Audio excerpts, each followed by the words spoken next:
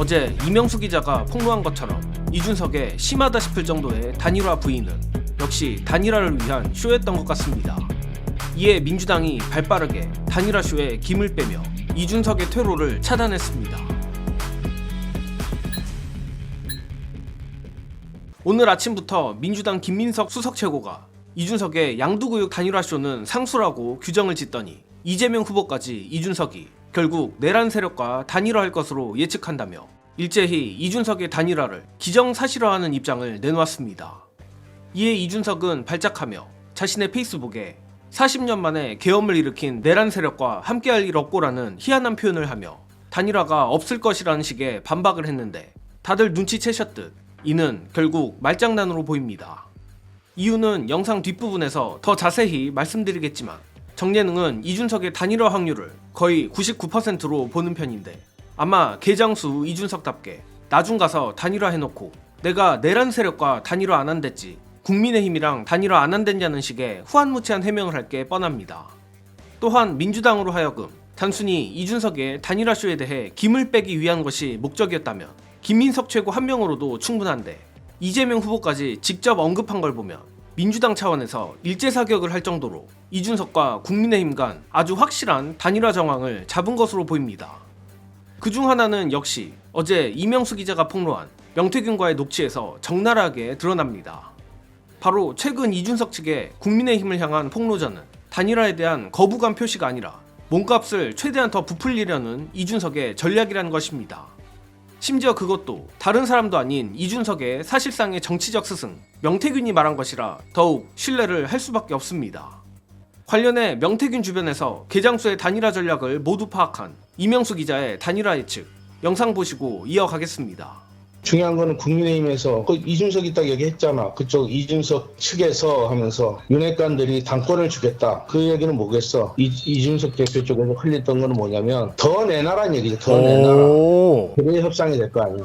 상대가 갖고 있는 카드가 뭔지를 알아야 뭐 할 거 아니야. 이준석 측에서 폭로를 했잖아. 그래서 저 폭로 때문에 단일화는 깨졌다고 대부분의 평론가들이 분석을 했는데 맞아요. 그 정반대 이야기를 명태균이 하고 있는 거야. 폭로의 의미가 단일화 깨자는 게 아니라 더 내놔라라는 의미라는 얘기를 하고 있는 거야. 저렇게 될 겁니다. 지금 오늘 그 TV 토론회 있지 않습니까? 오늘 TV 토론회 있고 여론조사 한번 돌릴 거 아닙니까?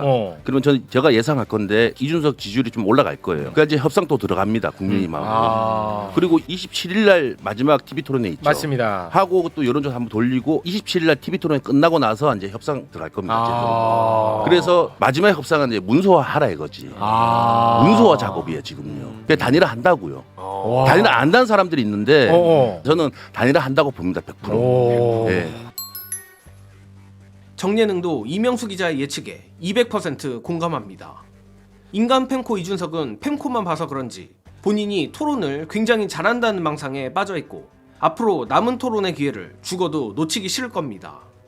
고로 저번 대선 안철수처럼 토론회를 끝낸 직후 국민의힘과 전격적인 단일화 발표를 할 것으로 예상하며 국민의힘도 그때부터는 뜬금없이 윤석열과 선을 그는 메시지를 다급하게 내는 등 급격한 태세 전환을 할 것으로 봅니다. 그렇다면 이준석 입장에서도 내란 세력이랑 단일화 안 한댔지 계엄에 반대하는 국민의힘과는 단일화 안 할 이유가 없다며 뻔뻔한 변명을 할 상황적 요건은 조성이 되는 것이고 썩어빠진 언론이 여기에 달라붙어 이준석과 국민의힘이 마치 반내란 세력인 것 마냥 포장할 게 뻔합니다. 그렇기에 이번 민주당의 이준석 단일화쇼 저격은 상당히 중요하다고 생각합니다. 당연히 썩은 언론들은 앞서 언급했듯 이준석의 단일화쇼에 별의별 분치를 해주려고 하겠지만 어쨌든 민주당의 이준석 단일화쇼 저격 덕에 이준석이 베베 꼬긴 했지만 내란 세력과는 단일화 안 한다는 입장을 마지못해 낸 건 사실입니다. 대다수의 국민들에게 내란 세력은 국민의힘이란 인식이 박혀있고 이준석이 말장난을 한들 이는 더 큰 역풍이 될 뿐입니다. 물론 이준석이 아무리 후한무치한 인간이라도 이를 모르진 않을 텐데 다만 그럼에도 정예능은 이준석은 울며 겨자 먹기식으로 단일화를 할 수밖에 없다고 봅니다. 최근 이병철 변호사가 공개 폭로한 개혁신당 보조금 횡령 의혹 때문인데 이준석이 국민의힘과 단일화를 하면 개혁신당의 정당 법인은 아마도 소멸될 것입니다. 즉 향후 개혁신당 내부의 보조금 횡령 의혹 등 수많은 비리 범죄에 대한 수사가 상당히 어려워진다는 뜻이며 만약 이병철 변호사의 폭로가 사실이라면 이준석은 빵에 가지 않기 위해서라도 국민의힘에 무조건 기어 들어가야만 하는 겁니다. 또한 정치공학적으로 봐도 지금이야말로 그나마 이준석이 국민의힘에 돌아갈 명분이 있는 시기인 것도 사실입니다.